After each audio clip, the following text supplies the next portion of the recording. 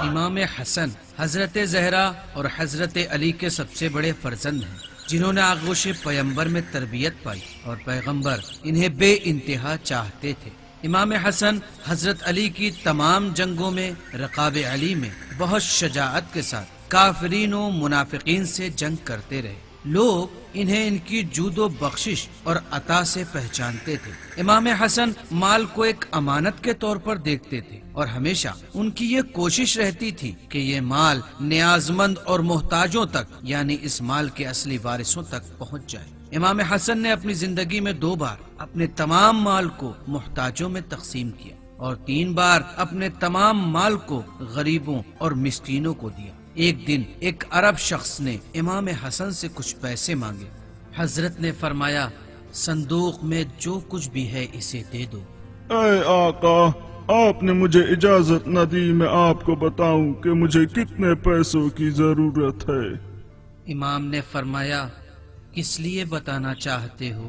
تاکہ مجھے میری ضرورت کے مطابق پیسے دے سکیں۔ امام نے فرمایا، ہم اس خاندان سے ہیں کہ ہمارے پاس جو کچھ بھی ہوتا ہے ہم اسے دے دیتے ہیں، اس سے پہلے کہ فقیر اپنی ضرورت کو ہمارے سامنے بیان کرے اور شرمندگی کا احساس کرے۔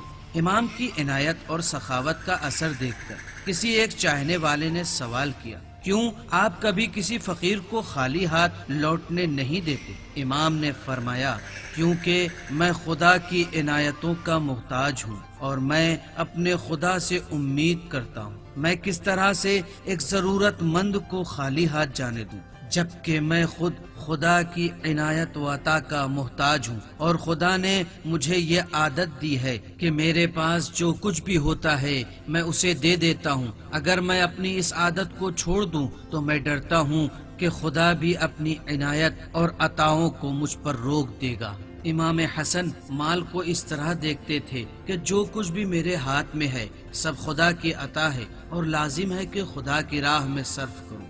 وہ مال جمع کرنے کو نہیں مانتے تھے اور فقیروں اور مسکینوں کی بہت عزت کرتے تھے کہ اس کے بارے میں بہت ساری روایتیں وارد ہوئی ہیں۔ لیکن افسوس کہ کچھ لوگ امام پر کمزور ہونے کی تہمت لگاتے ہیں کہ کیوں امام نے معاویہ کے ساتھ صلح کی، جبکہ وہ لوگ اس بات سے بے خبر ہیں کہ صلح دین، اسلام اور چند شیعہ نے اہل بیت جو اس زمانے میں زندگی بسر کرتے تھے ان کی حفاظت کا سبب بنی، اور اگر معاویہ کے ساتھ امام جنگ کو نہیں روکتے تو دین اسلام اور محبان اسلام سب ختم ہو جاتے اور پھر اسلام کا کوئی نام لینے والا نہ ہوتا۔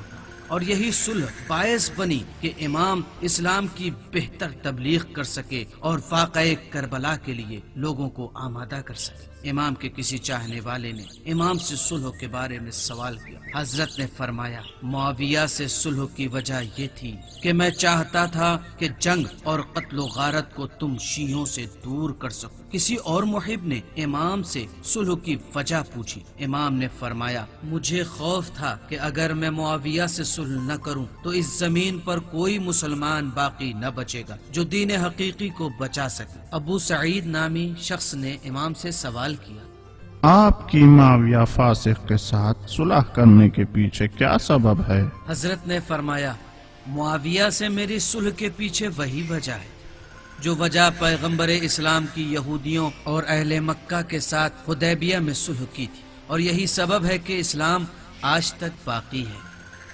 حضرت کی صلح کی وجہ سے معاویہ کا اصلی چہرہ یعنی جو خلاف دین تھا سب کے سامنے آ گیا اور سب کو معاویہ کی چال بازی سمجھ میں آ گئی، اور اگر امام نے اس وقت یہ عاقلانہ فیصلہ نہ لیا ہوتا تو پھر اسلام کا نام آج باقی نہ بچتا۔